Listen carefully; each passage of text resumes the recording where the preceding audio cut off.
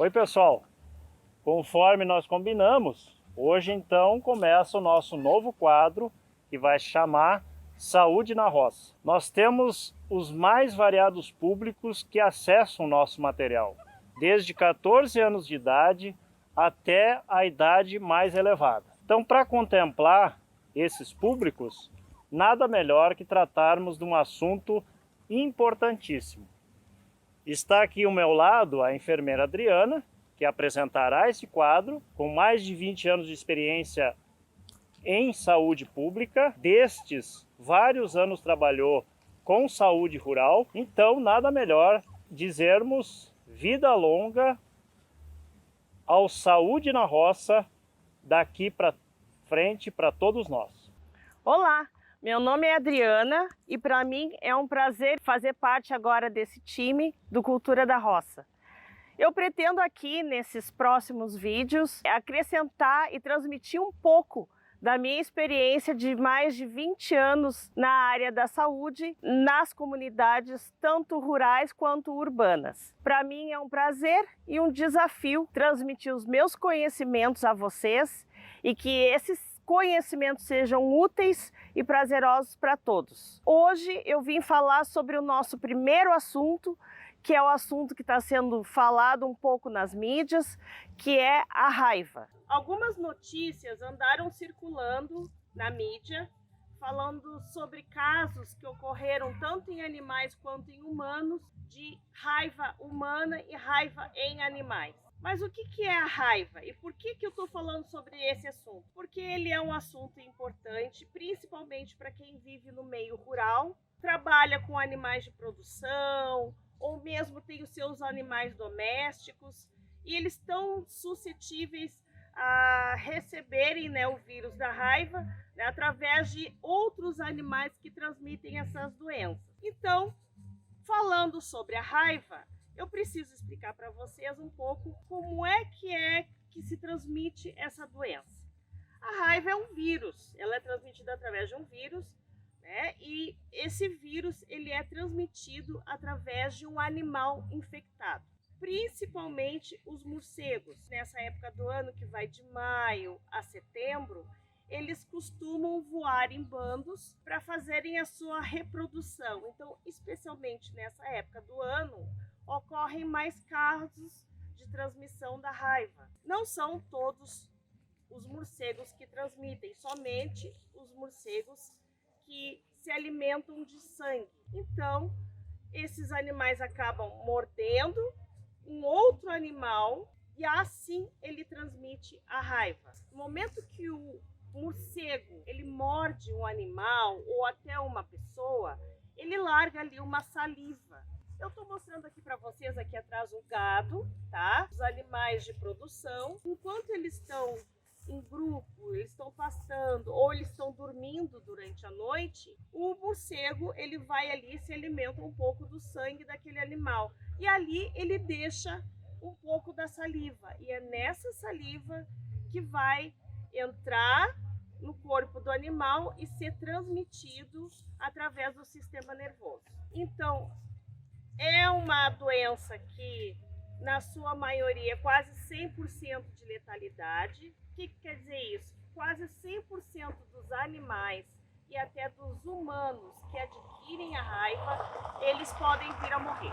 O ciclo dessa doença ele não acontece de maneira igual para todos os animais.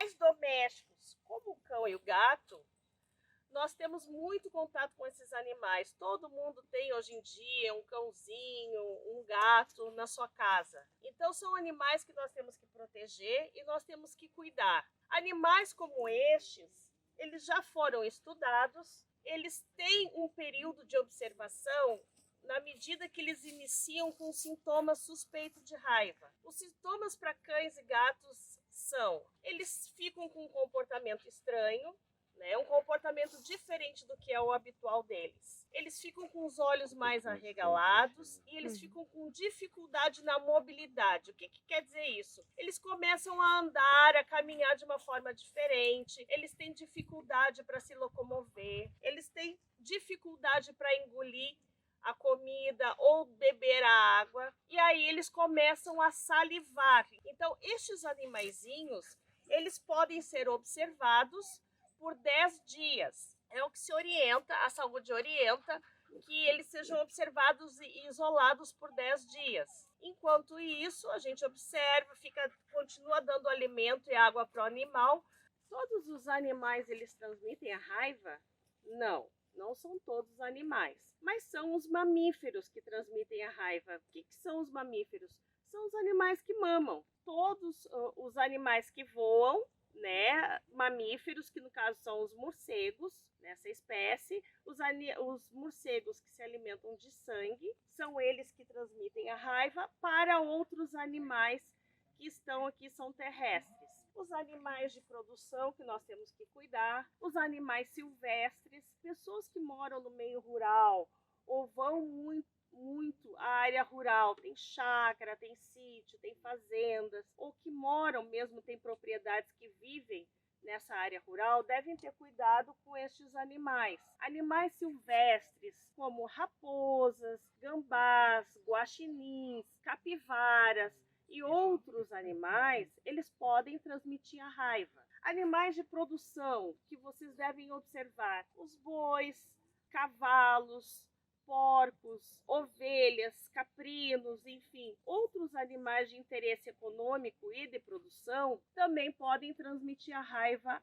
aos humanos. De que maneira? O morcego, ele durante o seu voo noturno, ele pode atacar ou se alimentar do sangue destes animais durante a noite e depois, mais tarde, estes animais começam a apresentar sintomas de raiva e num contato com o ser humano, através de arranhadura, né, um arranhado no braço ou um arranhado na perna, ou lambedura. Lambedura é o animal, ele está salivando muito, e aí o dono, o proprietário, ou o veterinário, ou a pessoa que está manipulando o animal, ele vai tentar dar um alimento para o animal, ou dar uma medicação para o animal na boca, e aí o animal acaba lambendo a mão, ou lambe o rosto. Então, essa lambedura de mucosa, mucosa é os olhos, a boca, ou até algum ferimento aberto que a pessoa tenha, onde o animal vai lamber,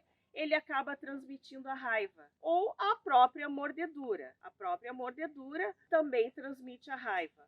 Então, vocês devem observar esses sinais e sintomas destes animais e informar a inspetoria veterinária do seu município. O que eles vão fazer? Eles vão mandar um veterinário ou um técnico responsável para examinar esse animal. No caso de animais de produção e outros animais, com exceção de cão e gato, a gente não observa. Por que não tem esse período de observação como tem o cão e o gato? Porque o cão e o gato são os dois únicos animais que já foram estudados e tem um período de observação de 10 dias. Dentre esses 10 dias, o animal que tiver o vírus da raiva, ele vai apresentar, vai piorar os sintomas e vai morrer nesses 10 dias. Os animais de produção e outros animais, nós não temos esse estudo com eficiência para que se determine qual é o período de observação de cada animal.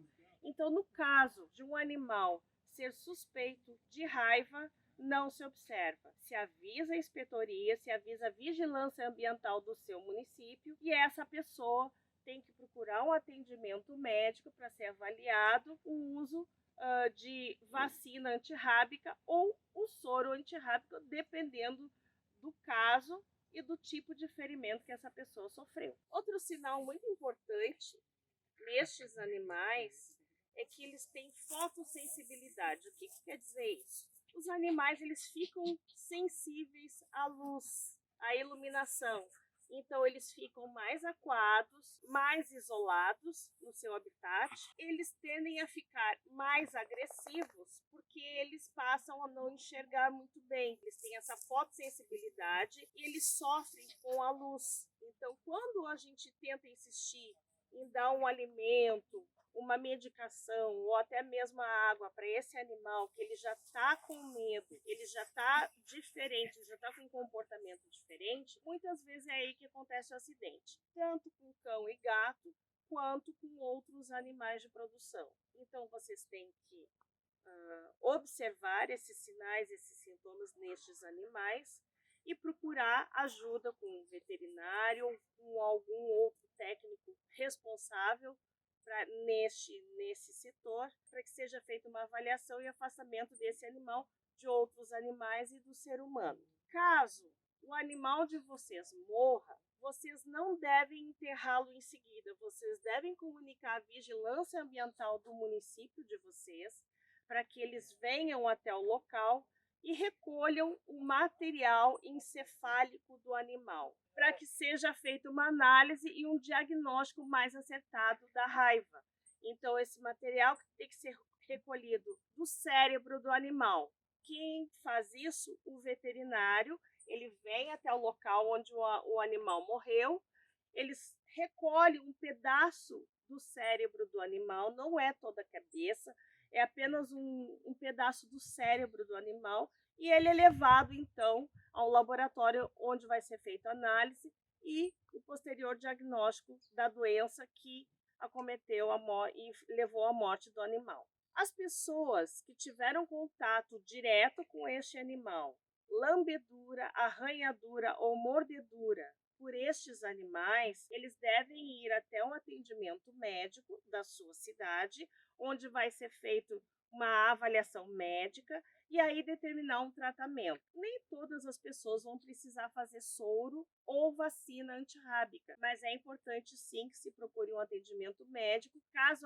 haja necessidade, essa medicação, esse tratamento, ele é fornecido pelo município. O que mais que a gente pode fazer para evitar que aumente casos de raiva na área onde vocês residem? Uma coisa muito simples, a vacinação do seu animal contra a raiva. Essa vacinação ela era oferecida há muitos anos atrás pelo governo federal, depois foi feito facultativo pelo próprio proprietário. Então, o proprietário do animal, ele é responsável pela vacinação do seu gado, dos seus animais domésticos, dos outros animais de produção. Essa vacina ela é fornecida através de clínicas veterinárias, ela é oferecida também por agropecuárias, então elas são de fácil acesso e de um preço acessível. Vocês precisam então vacinar o seu animal uma vez ao ano e mesmo assim vocês precisam observar sinais estranhos caso ocorra. Eu espero ter ajudado vocês. Fico aqui à disposição para esclarecer